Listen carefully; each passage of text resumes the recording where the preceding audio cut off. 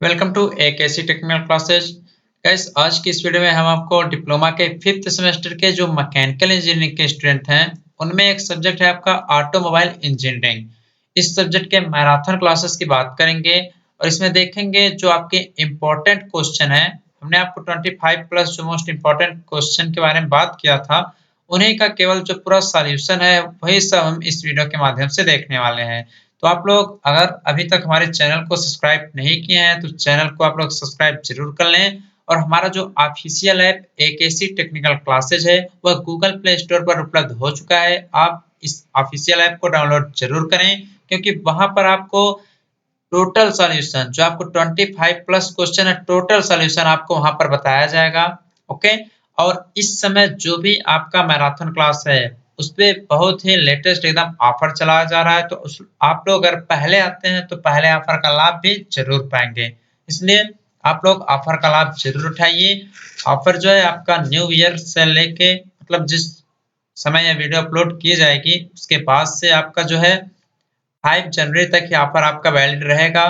ठीक है, तो आप लोग जितना जल्दी हो सके आप लोग कोर्स को परचेज जरूर कर लें। बहुत ही कम प्राइस में आपको कोर्स दिया जा रहा है। आपके डेली के जो खर्चे हैं उतने में आपको टोटल मैराथन क्लासेस दी जाएंगी। ओके।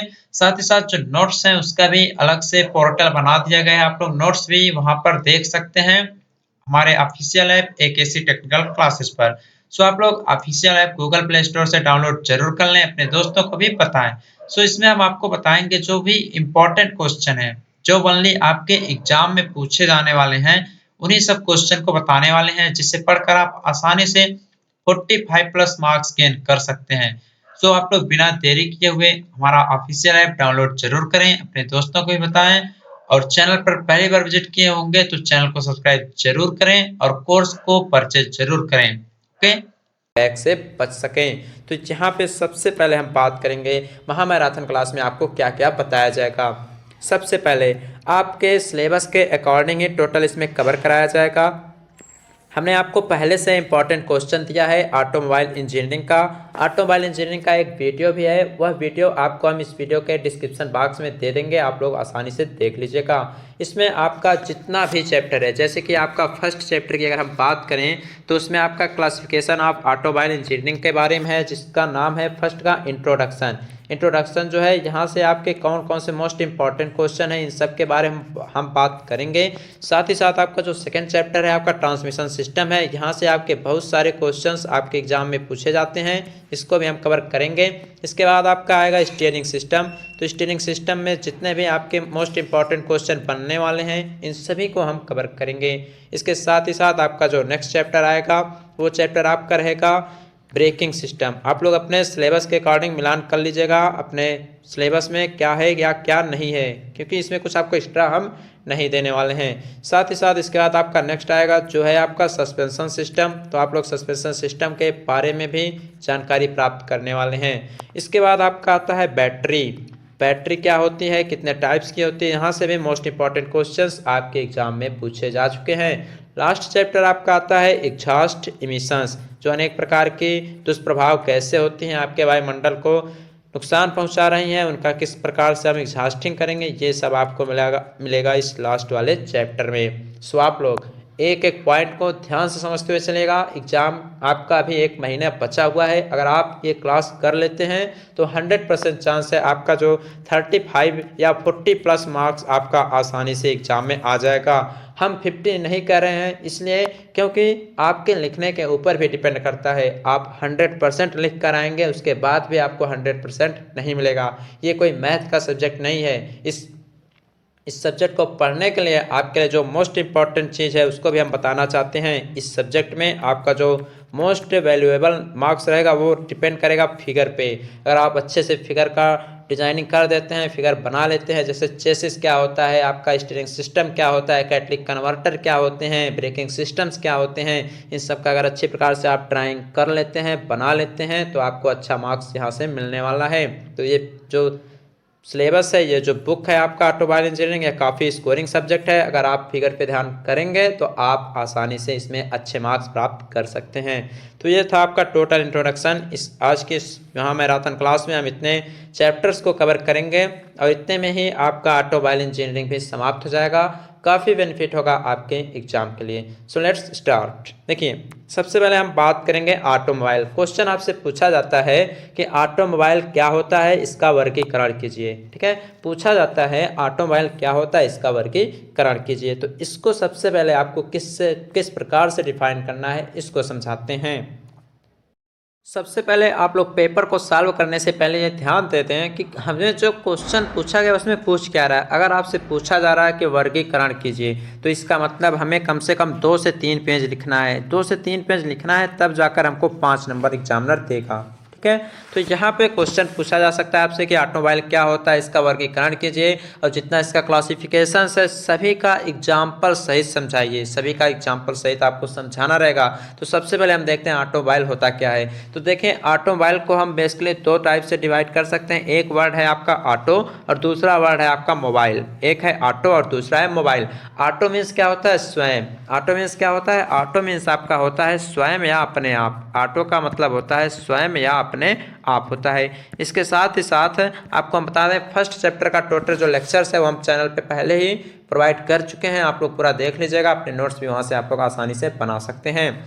अब मोबाइल का मतलब क्या होता है, मोबाइल का मतलब क्या होता है, चलने अथवा गति करने योग्य। ऑटो मोबाइल, इसका मतलब होता है चलने अथवा गति करने योग्य। चलने अथवा गति करने योग्य। तो इस प्रकार से हम इसको किस प्रकार से डिफाइन कर सकते हैं, इस प्रकार हम इसको कह सकते हैं कि जो ऑटोमोबाइल होता है उसका मतलब होता है कि यह पहियों वाली एक ऐसी गाड़ी होती है जो स्वतः पावर को जनरेट करके भूमि पर चलती रहती है। देखिए, ऑटो का मतलब क्या हो गया, स्वयं या अपने आप, और मोबाइल का मतलब चलने वाली। तो इस प्रकार से आप डिफाइन कर सकते हैं। जब भी एग्जामिनर पूछेगा कि ऑटोमोबाइल क्या होता है, इसके क्या क्या क्लासिफिकेशंस हैं, तो आपको ये थोड़ा इस प्रकार से डिजाइन करके लिखना रहेगा, ताकि एग्जामिनर को भी पता चले कि हाँ, बंदे के अंदर जानकारी है, इसको पता है कि ऑटोमोबाइल को हम 2 प्रकार से डिफाइन कर सकते हैं, एक ऑटो दूसरा मोबाइल। ऑटो का मीन्स होता है स्वयं या अपने आप, मोबाइल का मतलब होता है चलने अथवा गति करने योग्य। इस प्रकार से हम कह सकते हैं कि ऑटोमोबाइल पहियों वाली एक ऐसी गाड़ी होती है जो स्वतः पावर को जनरेट करके भूमि पर चलती है। आप उसमें फ्यूल्स डालेंगे, क्या करेंगे, ये सब आपको अभी हम आगे बताएंगे। आप लोग बस ध्यान से समझते हुए इसको चलिए। ये हो गया। अब इसका हमें क्लासिफिकेशन करना है। क्वेश्चन में पूछ लिया था कि ऑटोमोबाइल क्या होता है, इसका क्लासिफिकेशन कीजिए। तो ऑटोमोबाइल आपका हो गया। अब इसका हम क्लासिफिकेशंस देखते हैं। देखिए, classifications of automobile. Classifications of automobile, तो अनेक बेस पे बहुत सारे इसके बेस बनाए गए हैं, अनेक आधार पे, जैसे कि पहिए के बेस पे क्या होता है, इसकी क्षमता के बेस पे क्या होता है। तो सबसे पहले हम देखेंगे on the basis of use. Use के आधार पे इसे कितने प्रकार से हम डिफाइन कर सकते हैं। तो देखिए, यूज के बेस पे आप इसे बहुत सारा अनेक प्रकार से इसको हम डिफाइन कर सकते हैं। जैसे कि आपका एक मान लीजिए आपका मोटरसाइकिल हो जाएगा, आपके हर क्षेत्र में, मतलब आपके जो यूज में आए उसको। मोटरसाइकिल हो गया आपका कार हो जाएगा, आपका जीप हो गया। अब मतलब जो भी वाहन आपके यूज में आ रहे हैं वो सब इसके अंतर्गत आ जाएंगे। आपका जेसीबी हो गया, आपका ट्रैक्टर ट्राली होगा, मतलब जो कुछ भी यूज में आ रहे हैं प्रयोग के आधार पे इसको हम डिफाइन इसमें कर लेंगे। तो फर्स्ट आपका क्लासिफिकेशन ये हो जाएगा। सेकंड की अगर हम क्लासिफिकेशंस की बात करें तो second on the basis of capacity. तो अब इसमें तो सबका अलग अलग डिवाइड हो जाएगा। तो कैपेसिटी के आधार पे आपके 2 प्रकार की गाड़ियां होती हैं।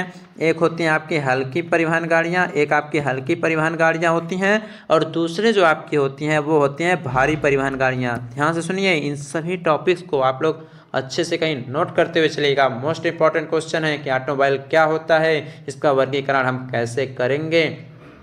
तो बहुत सारे बेसिस पे हम बताएंगे। फर्स्ट आपका बता दिया प्रयोग के आधार पे on the basis of use. Second आपका on the basis of capacity. तो कैपेसिटी पे एक भारी गाड़ी होगी, एक हल्की गाड़ी होगी। तो जो हल्की परिवहन गाड़ियां हैं उसमें आपके, अब आपकी हल्की जो परिवहन गाड़ियां, इसमें आपके जैसे कार आ जाएंगे, मोटरसाइकिल आ जाएंगे, जीप आ जाएंगे, ये सब इसके अंतर्गत आपके आने वाले हैं। आप खुद अपना गेस कर सकते हैं कि क्या क्या आपकी हल्की परिवहन गाड़ियां हो सकती हैं। भारी परिवहन गाड़ियों की बात करें तो जो बड़े बड़े आपके ट्रक होते हैं, बस होते हैं, आपके अकॉर्डिंग जो कुछ भी आपको समझ में आएगा आप इसमें लिख सकते हैं। तो बस और ट्रक यहाँ पे हमने लिख दिया है। और बहुत सारी गाड़ियाँ होती हैं, आप उसको इसमें डिफाइन करके लिख सकते हैं। तो 2 टाइप का यहाँ पे हो गया। थर्ड बेसिस जो आपका है वह है on the basis of fuel, on the basis of fuel. अब फ्यूल के आधार पे क्या क्या होती हैं, तो फ्यूल के आधार पे एक होती हैं डीजल गाड़ियाँ, एक आपकी होती हैं डीजल व्हीकल्स होती हैं, और दूसरी जो आपकी है वो है आपकी पेट्रोल। दूसरी आपकी क्या है, दूसरी आपकी पेट्रोल व्हीकल्स, ठीक। और तीसरी आपकी क्या है, गैस व्हीकल्स। देखिए गैस अभी आपका जल्दी जुड़ा है, ये आपके अकॉर्डिंग नहीं था, लेकिन इसको भी आपको जानना जरूरी है। तो डीजल गाड़ियों में क्या है, डीजल गाड़ियों में आपके जो हैवी वर्क जहाँ पे करना रहता है, जैसे भारी वाहन है वहाँ पे डीजल का यूज किया जाता है। भारी वाहनों में जैसे जहाँ पे कार्य आपका ज़्यादा करना रहे वहाँ पे आपके डीजल गाड़ियाँ यूज की जाती हैं। तो वहाँ पे भारी गाड़ियों में आप डीजल का यूज करते हैं। तो इसके लिए हम यहाँ पे लिख सकते हैं, एग्जांपल आप लोग लिख सकते हैं, बस हो जाएगा, आपका ट्रक हो जाएगा, आपके रेल के इंजन्स भी होते हैं जिसमें आपके डीजल्स का यूज किया जाता है। पेट्रोल व्हीकल्स में क्या होती हैं, पेट्रोल व्हीकल्स में आपके जो मोटरसाइकिल्स हैं सबसे ज़्यादा आपका यूज हो जाता है। मोटरसाइकिल्स हो गए आपके, बहुत सारे पहले स्कूटर्स आते थे जिसमें आपके लुब्रिकेंट के माध्यम से उसमें मोबिल वगैरह भी डाला जाता था, वो आपका हो जाएगा। गैस व्हीकल्स की बात करें तो ये प्रेजेंट टाइम में आ गया है, जो आपके ऑटो रिक्शा होते हैं, और मैक्सिमम इन सभी गाड़ियों में यूज किया जा रहा है सीएनजी का। तो ये हो गया आपका फ्यूल के बेस पे। जो नेक्स्ट आता है वो आता है डिजाइनिंग और उसके मॉडल और मैन्युफैक्चर के बेस पे। जो नेक्स्ट आएगा वह basis of manufacture and model, मतलब निर्माता व मॉडल के आधार पे। तो इसमें बहुत सारी कंपनियां हैं, आप किसी का भी नाम लिख लीजिए। आप लिख सकते हैं टाटा कंपनी, आपकी देखिए एक हो गई टाटा, आप लोग लिख सकते हैं। साथ ही साथ इसमें लीलैंड के आपके ट्रक आते हैं, आप इसका नाम लिख सकते हैं। साथ ही साथ आप फोर्ड का नाम लिख सकते हैं। ये सभी जो है टाटा के अंतर्गत बहुत सारी कंपनियां हैं, सुजुकी के अंतर्गत बहुत सारी कंपनियां हैं। आप लोग हीरो का नाम लिख सकते हैं इसमें, आप लोग इसमें होंडा का नाम लिख सकते हैं। तो जितना भी आपको समझ में आता है, जितनी गाड़ियों का नाम पता हो, आप इसमें पूरा भर के आ सकते हैं अपने एग्जाम में। आप बुलेट का भी नाम लिख सकते हैं। ये सब आपकी अलग अलग निर्माता कंपनियां हैं और ये सब अलग अलग मॉडल्स हैं। तो ये सब हो क्या। नेक्स्ट आता है on the basis of wheel, पहियों के आधार पे। तो पहियों के आधार पे भी आपके बहुत सारे वाहन होते हैं। एक आता है टू व्हील के बेस पे। तो टू व्हील के बेस पे आपका क्या क्या हो जाता है, आपका मोटरसाइकिल हो जाता है, मोटरसाइकिल हो जाएगा, आपका स्कूटी हो जाएगा, या इसके साथ ही साथ आपका स्कूटर भी हो जाता है, मतलब जिसमें दो पहिए लगे, आप उसका एग्जाम्पल यहाँ पे लिख सकते हैं। उसके बाद अगर हम नेक्स्ट की बात करें तो थ्री व्हीकल्स होती हैं। थ्री व्हीकल्स में आपके क्या रिक्शा आ जाते हैं, क्या आ जाता है आपका रिक्शा आ जाता है। इसके साथ ही साथ आपका इसमें टेम्पो वगैरह, जो भी ऑटो रिक्शे वगैरह आते हैं, सब आपके थ्री व्हीकल्स में आ जाएंगे। आप लोग तो इतना एग्जांपल सोच समझ के लिख सकते हैं। आपको मेन बात होती है हेडिंग को याद करना। अगर आपको हेडिंग याद है, कितने बेस पे हम डिफाइन कर सकते हैं, क्लासिफिकेशन कर सकते हैं, तो कोई भी प्रॉब्लम आपको होने वाली नहीं है। इसके बाद आपका फोर व्हीलर आ जाता है। फोर व्हीलर में आपके बहुत सारे कार, छोटे बस, ये सब आपके अंतर्गत आ जाते हैं। कार आ जाएगा, आपका जीप आ जाएगा, जितने वाहन आपके फोर व्हीलर्स हैं आप उसका नाम यहाँ पे लिख सकते हैं। इसके साथ ही साथ आपके 6 पहिया वाहन भी होते हैं, 6 व्हीलर होते हैं, जिसमें आपके मैक्सिमम 6 व्हीलर जो रहते हैं वह ट्रक में होता है, आपका बस में होता है। तो यह 6 व्हील हो गए। आपके 12 व्हीलर भी आते हैं, 18 व्हीलर भी आते हैं। तो 12 व्हीलर, 18 व्हीलर में आपके जो बड़े बड़े ट्रक होते हैं वो सब इसके अंतर्गत आपके आते हैं। तो यह on the basis of wheel, automobile का जो हम क्लासिफिकेशन कर रहे थे, यह पहियों के बेस पे आपका कंप्लीट हो गया। नेक्स्ट आपका आता है इसमें on the basis of transmission, मतलब जो हम ट्रांसपोर्टेशन करते हैं उसके माध्यम से हम इसे कितने प्रकार से हम डिफाइन कर सकते हैं। तो देखिए जो आपका ट्रांसमिशन है, अर्थात जैसे हम बोल सकते हैं संचारण के आधार पे, तो इसमें बहुत सारी गाड़ियां आती हैं। जैसे आपका एक होता है फुल्ली ऑटोमेटिक कार, जिसे पूर्ण स्वचालित कार बोलते हैं। पहला आपका इसमें आ जाएगा fully automatic car. Fully automatic car, देखिए बहुत से स्टूडेंट कहेंगे इंग्लिश लिख रहे हैं, कोई बात नहीं, आप लोग यही हिंदी में भी लिख लीजिएगा, फुल्ली ऑटोमेटिक कार। इसमें आपकी BMW जैसी बड़े हैवी गाड़ियाँ आपकी इसमें आती हैं, महंगी गाड़ियाँ आपकी आती हैं। एक आता है आपका सेमी ऑटोमेटिक कार आता है। क्या आता है आपका सेमी ऑटोमेटिक कार। देखिए आप लोग इंग्लिश पे ध्यान दीजिएगा, आगे आपको बहुत ही बेनिफिट होगा। सेमी ऑटोमेटिक कार में आपके होंडा की गाड़ियाँ आ जाती हैं, आपकी बहुत सारी, इसमें टाटा की गाड़ियाँ भी आपकी आ जाती हैं। इसके साथ ही साथ अगर हम और बात करें आगे, तो मैनुअल ट्रांसमिशन जो होता है, आपकी और भी गाड़ियाँ हैं जिसमें मैनुअल ट्रांसमिशन होता है कि आप जब कुछ करेंगे तभी कोई काम इसमें होने वाला है। तो इसमें आपके भारतीय कंपनी जितने भी बनाई जाती हैं, जितने भी आपकी इंडियन कंपनियां हैं, वो सब इस बेस पे काम करती हैं, मैनुअल ट्रांसमिशन के बेस पे। तो ये हो गया आपका क्लासिफिकेशन। हमने आपको बताया पहले ऑटोमोबाइल क्या होता है, उसका क्लासिफिकेशन क्या होता है, इन सब के बारे में हम आपको टोटल बता दिए हैं। आपको अगर ये हेडिंग याद रहेगा कि on the basis of field क्या होता है, तो आप उसको आसानी से अपने अकॉर्डिंग लिख सकते हैं। अब हम आगे देखेंगे इसका डेवलपमेंट। जो ऑटोमोबाइल है उसका डेवलपमेंट कैसे हुआ।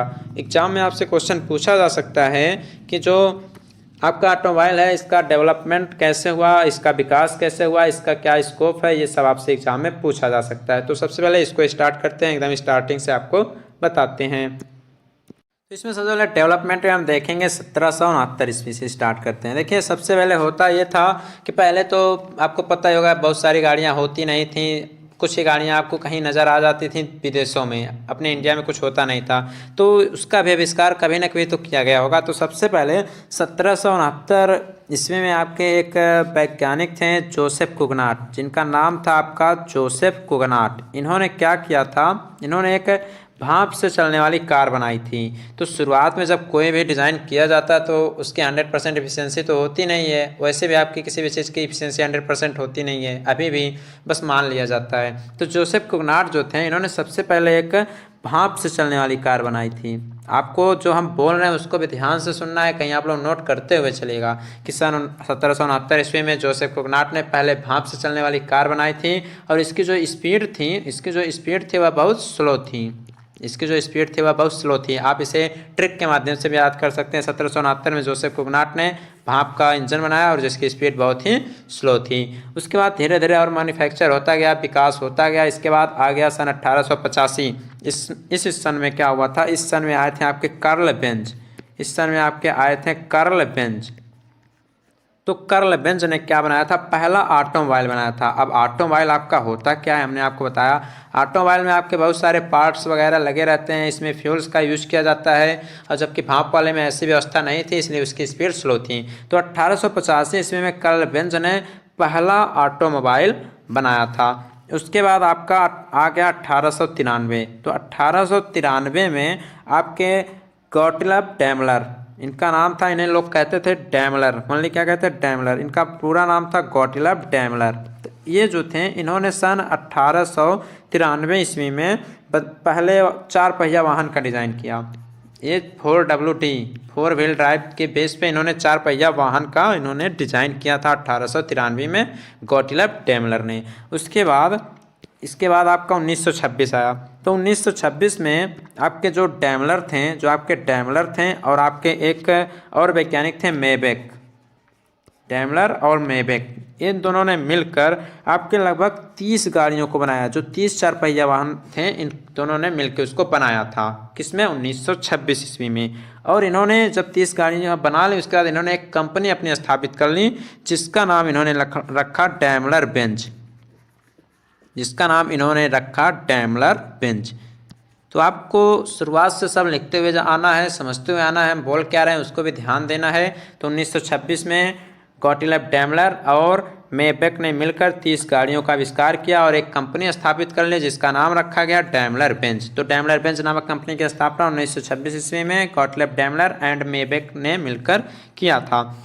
उसके बाद में ये हुआ था 1926 के बाद ये दोनों जो कंपनियां डैमलर और बेंज बन के आई थी, डैमलर और बेंज जो कंपनी बनी थी, ये कंपनी आज जो है इसी को हम मर्सिडीज बेंज के नाम से जानते हैं। जो डैमलर बेंज उस समय कंपनी थी, उसको आज हम मर्सिडीज बेंज कंपनी के नाम से जानते हैं। तो इस प्रकार से डैमलर और मेबेक ने मिलकर डैमलर बेंज की स्थापना की थी और उसके बाद इन्होंने बना दिया एक मर्सिडीज बेंज नामक कंपनी, जो आज के युग में उसको हम मर्सिडीज बेंज के नाम से जानते हैं। साथ ही साथ आगे फिर आविष्कार होता गया, मॉडिफाई होते गए वाहन। तो 1927 ईस्वी में विश्व के सबसे बड़े कार का निर्माण किया गया था और इसको आविष्कार किया था हेनरी फोर्ड ने। 1927 ईस्वी में सबसे बड़ी कार का आविष्कार किया और इन्होंने लगभग मतलब हजारों करोड़ों मिलियन मॉडल का यूज किया था। नियर अबाउट 15 मिलियन मॉडल इन्होंने इसको बनाने में यूज किया। उसके बाद धीरे धीरे अब रफ्तार पकड़ ही रहा था आपका देश और गाड़ियों के आविष्कार धीरे धीरे होते चले गए। साथ ही साथ आपका 1927 में तो हेनरी फोर्ड ने सबसे बड़ी कार बना ही दी थी। उसके पहले सन 1900 ईस्वी की अगर हम बात करें तो यहाँ पे आपके हाइब्रिड वाहन का भी काम स्टार्ट हो गया था, लेकिन ये वाहन आपके आए नहीं थे। 1900 में हाइब्रिड व्हीकल्स भी आपके आने स्टार्ट हो गए थे, लेकिन ये बाज़ार में भी लॉन्च नहीं किए गए थे। उसके बाद हाइब्रिड वाहन क्या होता है, ये सब अभी आपको हम आगे बताएंगे। ये सब क्या होते हैं इसी चैप्टर में आपको देखने को मिलेगा। उसके बाद धीरे धीरे 1930 ईस्वी में जब आ गया, इसमें गाड़ियों के जो पार्ट्स थे उन्हें आरामदायक बनाना जाने लगा, जिससे लोगों को सुविधा होने लगी। उसमें अनेक प्रकार के सस्पेंशन सिस्टम लगाए जाने लगे, स्टीयरिंग सिस्टम लगने लगा। धीरे धीरे इसी प्रकार से विकास होते होते 1960 ईस्वी में अमेरिका ने एक ऐसी गाड़ी बनाई जिसकी इंजन की पावर सबसे अधिक होती थी। धीरे धीरे गाड़ियों का अगर डिज़ाइन बड़ा होता था तो धीरे धीरे अब छोटी छोटी गाड़ियां बनना स्टार्ट हो गई। 1960 ईस्वी में अमेरिका ने बनाना स्टार्ट कर दिया था। इसके साथ ही साथ हम पहुंच गए अपने आज के युग में 21वीं सदी में, जहां पे सभी गाड़ियों में हर सुविधा, जैसे कि आपका GPS हो गया, आपके कैमरा सिस्टम हो गया, कंप्यूटर नॉलेज हो गया, सब कुछ गाड़ियों के अंदर ही धीरे धीरे मॉडिफाई करके उसको एकदम आपके जो आधुनिक मानव हैं उनके अनुसार इस गाड़ियों को बनाया जाने लगा और अभी भी गाड़ियों में मॉडिफाई किया जा रहा है। तो इस प्रकार से ये था development and scope of automobile engineering. कभी कभी ये सब क्वेश्चंस आपके एग्जाम में पूछ लिए जाते हैं। तो आपको हमने बता दिया ऑटोमोबाइल क्या होता है, इसका डेवलपमेंट किस प्रकार से किया गया था। आप लोग ध्यान से सुने होंगे तो आसानी से नोट डाउन भी आप लोग कर सकते हैं हमारी बातों को सुनकर ही। अब धीरे धीरे आपको ये सब बता दिया। अब उसके बाद हमने आपको क्लासिफिकेशंस ऑफ ऑटोमोबाइल के बारे में बता दिया, इसमें कितने टाइप्स के होते हैं सब आपको यहाँ पे हमने बता दिया है। अब हम आगे देखते हैं, जो आगे आपका क्वेश्चन पूछा जाएगा वो पूछता है आपसे, अब आपका आगे आता है चेसिस। पूछ लेगा आपसे एग्जाम में कि चेसिस की हम लेआउटिंग कैसे करते हैं, चेसिस होता क्या है, इसके कितने पार्ट्स होते हैं। देखिए अभी आपका एक और इम्पॉर्टेंट क्वेश्चन आएगा, उसको हम बाद में देख लेंगे, लेकिन उसके पहले आपको चेसिस के बारे में जानकारी होनी चाहिए। देखिए चेसिस क्या होता है, आपको एग्जाम्पल लेके हम बताते हैं। जैसे कि जब आपका घर बनाया जाता है तो आपका वहाँ पे फाउंडेशन सबसे पहले बनाया जाती है, नींव, जिसके ऊपर आपके पूरे घर का जो लिंटर वगैरह लगा रहता है, आपका 2 मंजिला 3 मंजिला रहता है, उस नींव के बेस पे आपकी वो टिकी रहती है। उसी प्रकार से कुछ हम गाड़ियों में भी डिज़ाइन करते हैं। सबसे पहले चेसिस बनाए जाते हैं, उसके ऊपर उसके सभी पार्ट्स फिक्स रहते हैं, उसके बाद आपके जितने सीट्स वगैरह होते हैं वो सब लगे रहते हैं। तो इस प्रकार से हम चेसिस की डिज़ाइनिंग करते हैं। ये आपका एक चेसिस दिखाया गया है, आपको फिगर में दिख रहा होगा। इसमें देखिए सबसे पहले आपका, अगर हम इसके फ्रंट व्हील से स्टार्ट करें, फ्रंट एक्सल से यहाँ से स्टार्ट करें, तो आपका यह फ्रंट व्हील रहता है, आपका ये फ्रंट व्हील हो गया। आपका पीछे रियर व्हील आपका लगा रहता है। इसमें देखिए ये आपका एक रॉड की तरह है जिसे हम बोलते हैं फ्रंट एक्सल। देखिए चेसिस आप लोग बनाना सीख लीजिए, ये आपका होता है फ्रंट एक्सल, ठीक है। और देखिए फ्रंट एक्सल के बाद आपका स्टार्टिंग होता है इंजन का, फ्रंट एक्सल के बाद ही आपका आगे लगा होता है इंजन। यहाँ से देख लीजिए आपका यहाँ आगे लगा हुआ है, आपका क्या लगा हुआ है, आपका यहाँ पे इंजन लगा हुआ है। उसके बाद आपका थोड़ा और आगे चलते हैं तो इसी के बाद आपका एक शाफ्ट लगी हुई है जिसका नाम है यहाँ पे प्रोपेलर शाफ्ट, वो अभी हम बताएंगे। इसके बाद इंजन के बाद आपका एक लगा हुआ है फ्लाई व्हील। फ्लाई व्हील का क्या काम होता है आपको बताएंगे। फ्लक्चुएशंस की एनर्जी को ये क्या करता है, जनरेट करता है और इसको ऑब्जर्व करता रहता है। जहाँ जैसे गाड़ी की आवश्यकता पड़ती है, लोड अधिक होता है तो यह एनर्जी को देता रहता है। आप लोग टर्म में पढ़े होंगे थियरी ऑफ मशीन में, गवर्निंग ऑफ फ्लाई व्हील क्या होता है, फ्लाई व्हील और गवर्निंग में अंतर क्या होता है, सब आप लोग टर्म में पढ़ चुके होंगे। इंजन के बाद आपका फ्लाई व्हील होता है, फ्लाई व्हील से एकदम सटा हुआ होता है आपका क्लच, फ्लाई व्हील से एकदम सटा हुआ आपका लगा होता है क्लच। क्लच का काम क्या होता है, डिसएंगेज और इंगेज करना फ्लाई व्हील से। आप लोग मोटरसाइकिल से अगर चलाए होंगे, बाइक चलाए होंगे तो आप क्लच क्यों लेते हैं, क्लच लेने के बाद गाड़ियाँ एकदम फ्री हो जाती हैं, मतलब वह डिसएंगेज का काम कर देती है, मतलब वह फ्लाई व्हील से अलग हो जाती है। उसके बाद आपका इसी के बाद आपका यहाँ पे लगा हुआ था ट्रांसमिशन गियर बॉक्स। इसमें अनेक प्रकार के जो आपके गियर सिस्टम होते हैं वो सब आपके इसमें लगाए जाते हैं। इस फिगर को आप लोग अच्छे से बना लीजिएगा। उसके बाद आपका यहाँ से देखिए आपके यहाँ 2 गोल टाइप के लगे हैं जिसे हम बोलते हैं यूनिवर्सल जॉइंट। तो ये सब जो पार्ट्स हैं ये आपके सेकंड चैप्टर में मिलेंगे, ठीक है। तो हम आपको इंपॉर्टेंट क्वेश्चन बता रहे हैं, आपको कैसे क्या करना है आप इसको लिखेंगे, ठीक। तो ये आपका यूनिवर्सल जॉइंट्स है और दोनों यूनिवर्सल जॉइंट्स के बीच में आपकी लगी होती है प्रोपेलर शाफ्ट। क्या लगी है आपकी, प्रोपेलर शाफ्ट लगी हुई है। आप यहाँ पीछे देख रहे होंगे एक लगा हुआ है गोल सा जिसमें बड़ा बड़ा कई सारा आपके इसमें पार्ट्स वगैरह लगे हैं, इसको हम बोलते हैं डिफरेंशियल। तो डिफरेंशियल का क्या काम होता है, डिफरेंशियल जो होता है जब आपका ये इंजन स्टार्ट होता है, फ्लाई व्हील घूमना स्टार्ट होते हैं, प्रोपेलर शाफ्ट चलना शुरू हो जाते हैं, तो आपका यह डिफरेंशियल भी पावर को भेज देता है पिछले पहियों को, जिससे आपका पिछला पहिया रोटेट होना स्टार्ट होता है। उसके साथ ही साथ आपके आगे की पहिया जो है वो भी चलना स्टार्ट हो जाती है। तो यह आपका एक लेआउट है किसका, चेसिस का। तो थोड़ा सा इसके बारे में पढ़ लेते हैं, चेसिस क्या होता है, इसका लेआउटिंग क्या होता है। तो यह एक सिंपल फ्री बॉडी डायग्राम है चेसिस का, ओके। अब इसको समझते हैं, इसमें क्या क्या कैसे करना रहता है इसको बताते हैं पूरा।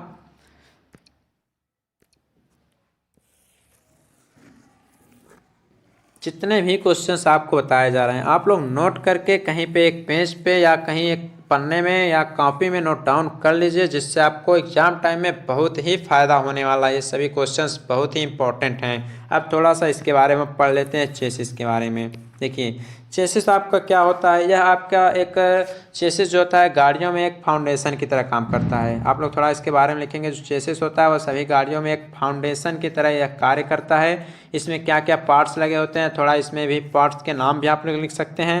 इसमें सबसे पहले आपका इंजन लगा होता है।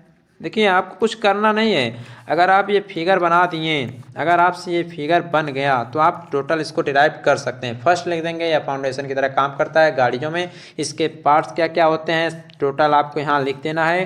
तो इसमें सबसे पहले आपका इंजन लगा होता है, उसके बाद आपके इसमें अनेक प्रकार के ट्रांसमिशन सिस्टम लगे होते हैं। सेकंड नंबर पे आप लिख सकते हैं कि इसमें अनेक प्रकार के आपके ट्रांसमिशन सिस्टम लगे होते हैं। ट्रांसमिशन सिस्टम में आपके जैसे क्या क्या हो सकते हैं, आपके गियर्स हो सकते हैं, क्लच हो सकता है आपका, और आपका क्लच के बाद प्रोपेलर शाफ्ट हो सकता है, रियर एक्सल हो सकता है, फ्रंट एक्सल हो सकता है, यूनिवर्सल जॉइंट्स हो सकती हैं। ये सब आपके ट्रांसमिशन सिस्टम है। थर्ड आपका इसमें क्या लगा होता है, थर्ड आपका इसमें लगा होता है पहिया, जिसे आप व्हील बोलते हैं। उसके बाद इसमें साकर्स वगैरह भी लगे होते हैं। तो आप यहाँ लिख सकते हैं इसमें सस्पेंशन सिस्टम भी होता है। क्या होता है आपका सस्पेंशन सिस्टम भी आपका इसमें लगा होता है। इसके साथ ही साथ इसमें आपके ब्रेक भी यूज किए जाएंगे, ब्रेकिंग सिस्टम भी आपका इसमें यूज होता है। तो देखिए जो फर्स्ट चैप्टर है इसी के बेस पे आपके और चैप्टर डिफाइन किए गए हैं। ये इतना हो जाएगा। इसमें आपके पार्ट्स में आप लिख सकते हैं स्टीयरिंग सिस्टम भी लगा होता है, स्टीयरिंग सिस्टम आपका इसमें लगा होता है। स्टीयरिंग सिस्टम के बाद अब ऐसा तो है नहीं कि बिना फ्यूल के चलेगा, तो इसमें आपके फ्यूल टैंक भी लगे होते हैं, फ्यूल टैंक हो जाएंगे। तो इस प्रकार से आप इसको लिख सकते हैं किसके बारे में, चेसिस के बारे में। तो आप सबसे पहले फिगर को बनाना जान जाएं। अगर फिगर को आप अच्छी प्रकार से बना लेते हैं तो आप उसके बारे में आसानी से लिख सकते हैं कि यह एक गाड़ियों में नींव की तरह फाउंडेशन की तरह काम करता है। इसके बहुत सारे पार्ट्स होते हैं, इसमें अनेक पुर्जे लगे होते हैं, सबका नाम आप लोग लिख लेंगे। अब इसके बाद ये कई प्रकार की भी होती हैं, इसे हम कई प्रकार से डिफाइन भी कर सकते हैं। जैसे कि आपका यह 2 या 3 टाइप का होता है, आपको हम इसको भी थोड़ा थोड़ा इसके बारे में जानकारी दे देते हैं।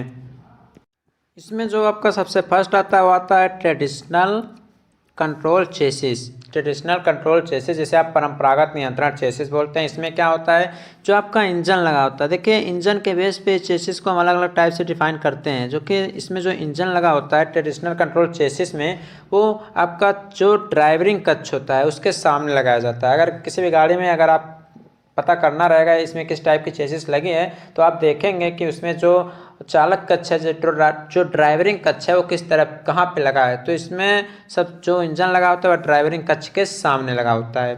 सेकंड आपका सेमी फ्रंटल आता है। सेमी फ्रंटल कंट्रोल चेसिस की बात करें तो इसमें क्या होता है, सेमी का मतलब क्या होता है आधा, तो इसका हो गया अर्ध अग्र नियंत्रण चेसिस। जिसे हिंदी समझना वो हिंदी समझ लें, लेकिन हम तो कहेंगे इंग्लिश ही पढ़िए। इसमें क्या होता है, इसमें इंजन को हम इस प्रकार से लगाते हैं कि इसका जो आधा भाग होता है, इसमें इंजन को इस प्रकार लगाया जाता है कि इंजन का जो आधा भाग होता है वह आपका होता है, आधा भाग जो रहता है वो आपका ड्राइवरिंग कक्ष में होता है। किसमें, ड्राइवरिंग कक्ष में होता है। और दूसरा किस में होता है, दूसरा ड्राइवरिंग कक्ष के सामने रहता है। ठीक, तो इस प्रकार से इसको लिखेंगे। थर्ड आपका पूछा जा सकता है फुल्ली फ्रंटल कंट्रोल चेसिस। इसमें क्या होता है, इसमें जो होता है इंजन ड्राइवरिंग कक्ष में ही लगा रहता है। ठीक है, इसमें ड्राइवरिंग कक्ष में ही आपका लगाया जाता है। और इस प्रकार से ये आपका चेसिस का टाइप्स हो गया। चेसिस क्या होता है इंपॉर्टेंट आपका यहीं तक था, ये सब तो कभी पूछा नहीं जा सकता, लेकिन चेसिस के बारे में पढ़ रहे हैं तो थोड़ा आपको लिखना बढ़ा चढ़ा के तो अच्छा ही रहेगा। लेकिन यहाँ सबसे ज़रूरी बात रहेगी आपको फिगर को बनाना, इसको आप लोग जरूर बनाएगा अपने एग्जाम में। ये हो गया आपका चेसिस। क्या हो गया आपका चेसिस हो गया। अब यहीं पे आगे हम बात कर लेते हैं फ्रेम की। किसकी बात कर लेते हैं, फ्रेम की। अब फ्रेम क्या होता है, देखिए फ्रेम क्या होता है सबसे पहले इसको समझते हैं। आप लोग चेसिस तो बना लिए, फ्रेम किसे कहते हैं। अब मान लीजिए फ्रेमिंग करना आपने सुना होगा, और फ्रेमिंग करना क्या होता है, जैसे होता क्या है, कोई चीज़ अगर आप बनाते हैं, मान लीजिए चार भुजाओं वाला कुछ है, तो इसका फ्रेमिंग करना आप लोग ऐसे ऐसे इसकी डिजाइनिंग कर देते हैं चारों तरफ से इसके अच्छे प्रकार से, ताकि इसका लुक जो है अच्छा लगे। ठीक। तो इसी प्रकार से कुछ इसमें भी किया जाता है। फ्रेमिंग का मतलब जो आपके इसमें अनेक प्रकार के ऊपर कवर वगैरह लगाए जाते हैं, ठीक है, इन सबको यह सहारा देता है। देखिए इसका जो काम होता है फ्रेम का, ये क्या करता है, जो आपका इंजन होता है, जो आपका ट्रांसमिशन सिस्टम होता है, जो आपका सस्पेंशन सिस्टम होता है, उसको यह सहारा देता है। और क्या करता है, अनेक प्रकार के जो झटके वगैरह होते हैं उसमें यह सस्पेंशन सिस्टम की तरह कार्य करता है, जो फ्रेम होता है। फ्रेम आपके बहुत सारे होते हैं, कई टाइप्स के होते हैं, इसका भी हम यूज़ करना आपको बताएंगे। जो फ्रेम होता है उसका यूज हम भारी वाहनों में हम मैक्सिमम यूज कर सकते हैं। फ्रेमिंग का मतलब आप क्या समझते हैं, कवर टाइप का आप लोग समझ लीजिए फ्रेम को। किसके टाइप का, कवर के टाइप का। तो यहाँ पे आप सीधे लिख सकते हैं जो फ्रेम होता है उसका कार्य होता है ट्रांसमिशन सिस्टम में सस्पेंशन सिस्टम को सहारा देना रहता है, और बड़ी बड़ी वाहनों में इसका यूज मैक्सिमम आप लोग कर सकते हैं। ये कई टाइप्स के होते हैं, इसमें दो टाइप्स हमने लिया है। एक लिया है, ये क्वेश्चन बार कभी मतलब पूछा तो नहीं गया है, लेकिन यहाँ आप चेसिस पढ़ रहे थे तो बताना जरूरी था। वैसे इंपॉर्टेंट तो नहीं है, लेकिन आप लोग पढ़ लेंगे तो अच्छा ही रहेगा। देखिए इसमें देखिए ट्रेडिशनल एक होता है और दूसरा आपका फ्रेमलेस या यूनिटरी होता है। ट्रेडिशनल मतलब आपका परंपरागत होता है, दूसरा आपका फ्रेमलेस से लिख लीजिएगा, कोई बात नहीं। तो जो ट्रेडिशनल यूनिटरी फ्रेम होता है इसका यूज हम भारी वाहन में करते हैं। किस में करते हैं, इसका यूज आप लोग पहला लिखेंगे कि भारी वाहन में इसका यूज हम लोग करते हैं। और इसमें जो यूनिटरी है इसका जो हो रहा है वह आजकल लगभग सभी मोटर कार में किया जा रहा है। इसमें लिखेंगे सभी मोटर कार में इस फ्रेम का यूज हम लोग कर रहे हैं। सेकंड पॉइंट आप लोग इसमें लिखेंगे, ये आपका फर्स्ट पॉइंट। सेकंड पॉइंट आप लोग लिखेंगे इसमें क्या होता है, आपके फ्रेम जो होते हैं फ्रंट से एक नैरो टाइप का होता है और पीछे से विस्तार टाइप का होता है। मतलब ये जो फ्रेम बनाया जाएगा वह कुछ इस टाइप का रहेगा। इसमें फ्रंट से आपका मान लीजिए ऐसे नैरो रहेगा, और जैसे जैसे आप पीछे जाएंगे उसके बाद इसका साइज जो है वह धीरे धीरे ऐसे ऐसे चौड़ा हो जाएगा। इसमें अनेक प्रकार के क्रॉस मेंबर्स लगे होते हैं। क्रॉस मेंबर्स इसमें अनेक प्रकार के ऐसे लगे होते हैं। एग्जाम्पल के लिए आपको हम बताना चाहते हैं, आप बड़े बड़े टावर्स को देखे होंगे तो उनकी जो नींव रहती है आप लोग देखते होंगे, ऐसे अगर हम उसको बनाते हैं टावर्स को ऐसे ऐसे अगर बनाया जाता है तो देखते होंगे आप लोग उसमें ऐसे यक्स टाइप के ऐसे ऐसे आपके बनाए जाते हैं। तो इससे क्या होता है, इसके जो खड़े होने की शक्ति है वह बढ़ जाती है। तो कुछ इसी प्रकार से इन सभी वाहनों में भी हम करते हैं, ठीक है। अब इसी प्रकार से सेकंड की बात करें तो इसमें क्या होता है, इस तरह के फ्रेम में जो होता है साइड के जो मेंबर्स होते हैं क्रॉस मेंबर को हटा दिया जाता है। इसमें देखिए आपका क्रॉस मेंबर लगा रहता है, लेकिन इसमें जो रहता है इसमें आपका अगर ऐसा रहता है तो क्रॉस मेंबर इसमें नहीं लगते हैं, बल्कि साइड में ही इसको और एक एक परत चढ़ा के इसको और मोटा कर दिया जाता है। लेकिन सबसे अधिक यूज में आपका यही आता है यूनिटरी फ्रेमलेस ही। यूनिटरी का यूज आजकल सभी मोटर कारों में यूज किया जाता है, जिससे कार आपका कॉम्पैक्ट डिजाइन का बनाया जा सके। तो ये दोनों में थोड़ा थोड़ा डिफरेंस था, इसको भी हमने आपको बता दिया। कभी पूछा तो नहीं गया, लेकिन पढ़ लीजिएगा, हो सकता है आपसे एग्जाम में पूछा जा सके, ठीक है। अब आपका एक मोस्ट इम्पॉर्टेंट क्वेश्चन पूछा जाता है आपके एग्जाम में कि ड्राइव के बेस पे हम लोग जो ऑटोमोबाइल है उसको कितने प्रकार से डिफाइन कर सकते हैं। तो फर्स्ट आपका होता है फ्रंट व्हील ड्राइव, सेकंड आपका होता है रियर व्हील ड्राइव, थर्ड आपका होता है फोर व्हील ड्राइव। तो तीनों के बारे में पढ़ते हैं और इसको ध्यान से पढ़िएगा, बार बार आपके एग्जाम में यह क्वेश्चन पूछा जा चुका है। देखिए सबसे पहले हम बात करें फ्रंट व्हील ड्राइव की। तो फ्रंट व्हील ड्राइव में आपको क्या दिख रहा है, आपके अनुसार इसमें क्या दिख रहा है। तो जो फ्रंट व्हील ड्राइव होता है हमने आपको चेसिस इसीलिए पहले ही पढ़ा दिया, चेसिस को हमने इसीलिए आपको पहले ही बता दिया कि आप उसमें देखेंगे इंजन कहाँ होता है, फ्लाई व्हील कहाँ होता है, क्लच कहाँ होता है, प्रोपेलर शाफ्ट कहाँ होती है, डिफरेंशियल कहाँ होता है। जब आप उसको देखेंगे तभी तो आप समझ पाएंगे। तब आपको हम अब बताते हैं फ्रंट व्हील ड्राइव के बारे में। इसमें क्या होता है, इसमें इंजन जो होता है आपका आगे की तरफ लगा होता है। जब आपका इंजन भी आगे रहे, ठीक है, जब देखिए आपका इंजन भी यहाँ पे आगे है, आप यहाँ डायग्राम में देख सकते हैं। थोड़ा इसको बड़ा करते हैं हम, जिससे आपको अच्छी प्रकार से दिखे।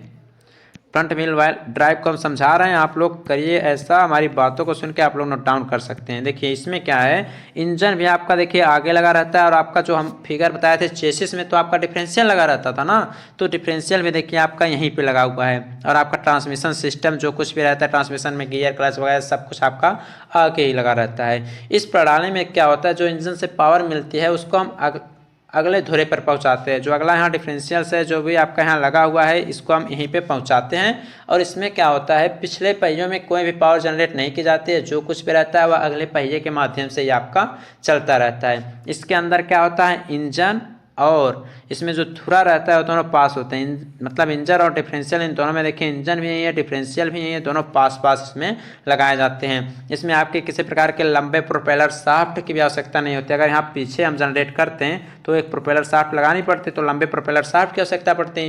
लेकिन इसमें जब पहले धुरे पे सब कुछ प्रोवाइड कर रहे हैं, फर्स्ट एक्सल पे हम प्रोवाइड कर रहे हैं, तो यहाँ पे उसकी तो आवश्यकता पड़ेगी नहीं। तो आप इसमें लिखेंगे इस प्रकार की प्रणाली में जो इंजन की पावर होती है उसको हम अगले एक्सल पर पहुंचाते हैं। इसके अंदर जो आपका इंजन होता है और जो आपका धुरा होता है यानी जो एक्सल होता है दोनों पास पास आपके लगाए जाते हैं। इसमें किसी भी प्रकार के आपके लंबे प्रोपेलर शाफ्ट की भी आवश्यकता नहीं पड़ती।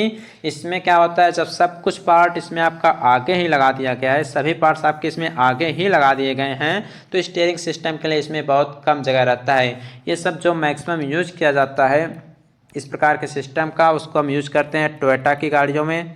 किस में यूज करते हैं, टोयोटा की गाड़ियों में यूज कर सकते हैं। आप लोग इसका यूज कर सकते हैं जो आपके होंडा की गाड़ियां हैं उसमें भी, फोर व्हीलर्स में यूज किया जा सकता है। आपकी हुंडई की गाड़ियों में भी इसका यूज किया जा सकता है। तो आप समझ गए होंगे कि फ्रंट व्हील ड्राइव आखिर क्या होता है आपका। अब आगे नेक्स्ट बात करते हैं रियर व्हील ड्राइव की। किसकी बात करते हैं हम लोग, रियर व्हील ड्राइव की बात करते हैं। इसमें क्या होता है, इस प्रकार के सिस्टम में, फिगर को ध्यान से सुनिए, पहले फिगर से समझाते हैं आपको। इस प्रकार के सिस्टम में क्या होता है, इंजन आगे लगा रहता है। देखिए आपका इंजन कहाँ लगा, इंजन आपका यहाँ आगे लगा हुआ है। इस प्रकार के सिस्टम में इंजन आपका आगे लगा रहता है तथा जो डिफरेंशियल है जो घूमता रहता है, जो एक्सल को घुमाता है, जो एक्सल को देता है घूमने की शक्ति, वह आपका पीछे लगा होता है। ध्यान से सुनिए, फ्रंट में सब कुछ आगे लगा रहता था, लंबे प्रोपेलर शाफ्ट की आवश्यकता नहीं होती थी। लेकिन रियर में क्या होता है, इंजन आपका आगे लगा रहता है और डिफरेंशियल आपका पीछे लगा होता है। इसमें इसका जो यूज किया जाता है भारी वाहनों में किया जाता है। आप लोग ट्रक को देखे होंगे, एक ऐसे रॉड रहता है जो कि आपके पिछले पहियों को ये हमेशा ऐसे ऐसे रोटेट करता रहता है, आप लोग देखे होंगे, बसों में देखे होंगे। तो इस प्रकार का जो रियल व्हील ड्राइव का यूज किया जाता है वो भारी भारी हैवी गाड़ियों में यूज किया जाता है, सामान ढोने वाली गाड़ियों में। तो इसमें क्या होता है, इंजन आगे लगा रहता है, डिफरेंशियल आपका पीछे लगा रहता है। ठीक है, इसका यूज हम रेसिंग कारों में भी किया जाता है रियर व्हील ड्राइव का। ओके, इसमें आपका देखिए एक लंबा प्रोपेलर शाफ्ट लगा है, इसमें एक लंबे प्रोपेलर शाफ्ट या ड्राइव शाफ्ट की भी आवश्यकता आपकी इसमें पड़ती है। एग्जाम्पल के लिए BMW हो गया आपका, BMW भी इसी बेस पे काम करता है। आपका मर्सिडीज बेंज, रेनॉल्ट, जितनी भी गाड़ियां हैं ये सब रियर व्हील ड्राइव पर ही काम करती हैं। तो आई होप आपको समझ में आया होगा कि रियर व्हील ड्राइव आपका क्या होता है। नेक्स्ट हम बात करते हैं आगे four wheel drive. Four wheel drive की अगर कहीं पे बात आए तो आप लोग तुरंत चले जाइए फोर्स पे। आजकल के उन सब में इन सभी गाड़ियों का यूज किया जाता है। जो उनके लंबे लंबे ट्रक होते हैं, फोर्स के वाहन होते हैं, उनमें फोर व्हील ड्राइव ही यूज किया जाता है। फोर व्हील ड्राइव का मतलब ये होता है, इस प्रकार के गाड़ियों में जो पावर मिलता है वो चारों पहियों को मिलता है। अभी तक आपने देखा कि कभी आपका अगला पहिया गाड़ी को खींच रहा है, कभी आपका पिछला पहिया गाड़ी को आगे ले जा रहा है। लेकिन जो फोर व्हील ड्राइव है, जिसे ऑल व्हील ड्राइव भी बोलते हैं, इसमें चारों पहियों में पावर को जनरेट किया जाता है। ऐसा नहीं है कि अगला पहिया ही आगे बढ़ेगा, इसमें चारों पहियों में पावर को भेजा जाता है। इसमें क्या होता है, इसका जो यूज होता है वो किया जाता है जीपों में, फौजी जो वाहन होता है उन सब में इसका यूज आजकल किया जाता है। इसको हम 4WD के नाम से भी जानते हैं। अब इसका कंस्ट्रक्शन देखते हैं। ठीक है, इसमें देखिए इंजन आपका लगा रहता है, ट्रांसमिशन शाफ्ट भी आपका लगा रहता है। देखिए ये तो टोटल लगा रहता है। ठीक, अब यहीं से तो आपका जाएगा, यहीं से आपका पावर जाएगा जनरेट होकर, तो बीच में आपका एक सेंट्रल डिफरेंशियल भी लगाया जाता है। वो क्या करता है, जब ये शाफ्ट आपकी घूमेगी, प्रोपेलर शाफ्ट जब आपकी घूमना स्टार्ट करेगी, तो इसमें एक डिफरेंशियल आपका आगे भी लगाया जाता है और एक डिफरेंशियल आपका पीछे भी लगाया जाता है, क्योंकि डिफरेंशियल ही तो आपके एक्सल को घुमाएगा। अभी तक आपने देखा कि एक ही डिफरेंशियल यूज किए जाते थे, अब दो दो डिफरेंशियल यूज हो रहा है, एक आपका पीछे के लिए और एक आपका आगे के लिए। इसके साथ ही साथ जो तीसरा डिफरेंशियल इसमें यूज किया जाएगा उसको हम मिडिल में लगाएंगे। मिडिल में लगाएंगे, जब वह घूमेगा तो वह आपका आगे भी पावर को भेजेगा और पीछे भी पावर को भेजेगा, अर्थात चारों पहिए जो हैं एक साथ काम करना स्टार्ट करेंगे।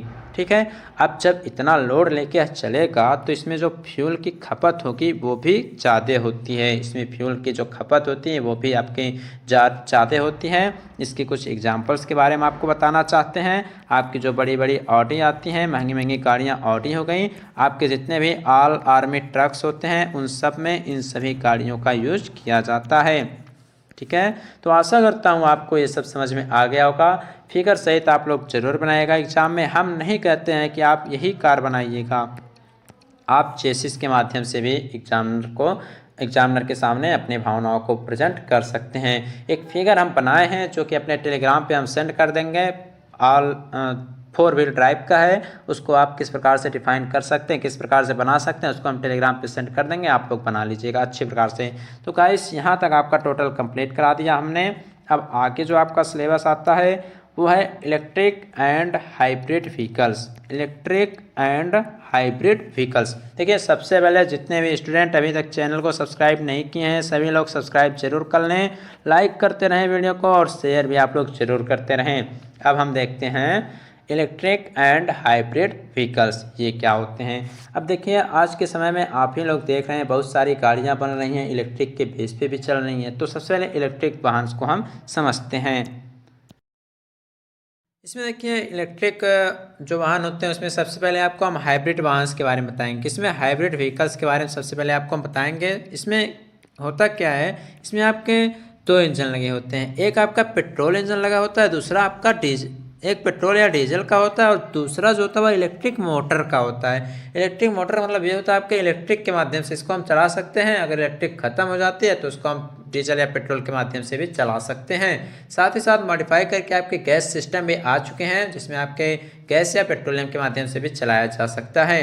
इसमें जो डीजल या पेट्रोल हो गया और जो इलेक्ट्रिक मोटर हो गया, इन दोनों को जब हम कंबाइन करते हैं तो हमें मिलता है हाइब्रिड व्हीकल्स। ये जो टेक्नोलॉजी होती है उसको हम बोलते हैं हाइब्रिड व्हीकल्स।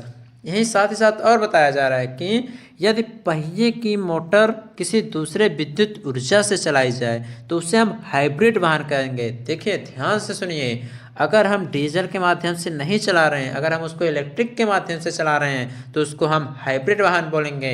लेकिन साथ ही साथ अगर दोनों मिक्स होकर चल रहे हैं, जैसे कि मान लीजिए अगर पेट्रोल खत्म हो गया तो श्योर है आपका इलेक्ट्रिक के माध्यम से चलाया जाएगा, श्योर है चलेगा। लेकिन अगर हम उसके पहियों के जो मोटर है, पहिए जब देखिए मोटर चलना स्टार्ट होगा तभी तो आपका पहिया रोटेट होना स्टार्ट होगा, तो उसको जब अलग से हम पावर देंगे तो आपका हाइब्रिड वाहन कहलाएगा। इस जो हाइब्रिड वाहन आया है, जो इलेक्ट्रिक वाहन आया है, इससे ये फ़ायदा है कि इससे आपका सबसे पहला तो प्रदूषण कम होता है और एनर्जी की खपत भी आपकी कम होती है। कभी कभी आपसे एग्जाम में पूछा जा सकता है कि व्हाट इज हाइब्रिडनेस, तो यहाँ बताते हैं हाइब्रिडनेस। अभी उसको देख लेते हैं। पहले आप लोग हाइब्रिड वाहन के साथ साथ हाइब्रिड इलेक्ट्रिक वाहन को भी देख लीजिए। देखिए, जो हाइब्रिड इलेक्ट्रिक वाहन होता है वह आपका एक गैसोलीन इंजन की तरह काम करता है तथा एक इलेक्ट्रिक इंजन मोटर को जोड़ता है। देखिए, जो इलेक्ट्रिक इंजन है उसको समझाते हैं। इलेक्ट्रिक इंजन में आपका यहाँ पे एक लगा होता है बैटरी, ऐसे फिगर बना लीजिएगा, सिंपल है पढ़ने का। बैटरी यहीं के साथ साथ आपका यहाँ लगाया जाता है इंजन, ठीक है, और आपका यहाँ पे लगा होता है पहिया, ये आपका क्या है व्हील, और ये आपका क्या है शाफ्ट है। क्या आपकी ये हो गई शाफ्ट। ये जो है आपका ये क्या है, ये आपका शुद्ध इलेक्ट्रिक इंजन है, ये आपका शुद्ध इलेक्ट्रिक इंजन है। यहीं पे अगर हम गैसोलीन की बात करें तो जो गैसोलीन इंजन होता है उसको कुछ इस प्रकार से हम डिज़ाइन करते हैं। बैटरी की जगह वहाँ पे कोई गैस यूज कर दिया जाता है, कोई आपका यहाँ पे गैसोलीन यूज हो जाता है, यहाँ आपका इंजन ही लगा रहता है। देखिए, जब भी आपसे हाइब्रिड के बारे में पूछे तो आप लोग इसी प्रकार से फिगर कह रहे बना दीजिएगा। यहाँ आपका व्हील हो जाएगा, ये आपकी हो जाएगी शाफ्ट। अच्छे प्रकार से आप लोग डिज़ाइन करके बना दीजिएगा। हम बात कर रहे थे थोड़ा हाइब्रिडनेस। क्वेश्चन पूछ लेता है कि हाइब्रिडनेस के फार्मूला क्या होता है। जैसे पूछेगा कि हाइब्रिड वाहन क्या होते हैं, इलेक्ट्रिक वाहन क्या होता है, हाइब्रिडनेस का फार्मूला क्या होता है। तो जो आपका हाइब्रिडनेस का फार्मूला होता है, हाइब्रिडनेस वो होता है इक्वल टू जितने भी आपके वहाँ पे जितने भी सोर्स आपकी यूज किया जा रहे हो, जितने भी सोर्स आपके वहाँ चल रहे हो, उससे जो भी एनर्जी आपकी उत्सर्जित हो रही हो अपॉन में आप लोग का रहता है। सबसे पहले यहाँ ध्यान से हम लिखते हैं सभी स्रोतों से उत्सर्जित शक्ति, सभी स्रोतों से जितनी एनर्जी की लॉसेस हो रही हैं, जितना उत्सर्जन हो रहा है, उत्सर्जित शक्ति अपॉन में रहता है आपका इंजन की जो शक्ति है, जो आपका इंजन का पावर है, प्लस में आपका लिख सकते हैं कुल ट्रैक्शन मोटर, जितने भी मोटर्स को आप लोग रोटेट करा रहे हैं उसका पावर। ठीक है, तो ये होता है आपका क्या होता है हाइब्रिडनेस का फार्मूला, कुल ट्रैक्शन मोटर। तो इस प्रकार से आप लोग इसको डिफाइन कर सकते हैं। छोटा सा एक क्वेश्चन था तो यहाँ पे पूछा भी जा सकता है आपसे, सो आपको हमने छोटे से लैंग्वेज में डिफाइन भी करके आपको समझा भी दिया। अब आता है आपका मोस्ट इम्पॉर्टेंट टॉपिक जो कि बार बार आपके एग्जाम में पूछा जा चुका है, हमेशा बार बार आता रहता है, वो है आपका कार्बोरेटर। जी हाँ, कार्बोरेटर के बारे में अब हम समझेंगे। कार्बोरेटर समझने से पहले आपको बता दें, जितने भी फ्रेंड्स अभी तक शेयर नहीं किए हैं अपने एक ही फ्रेंड्स के पास शेयर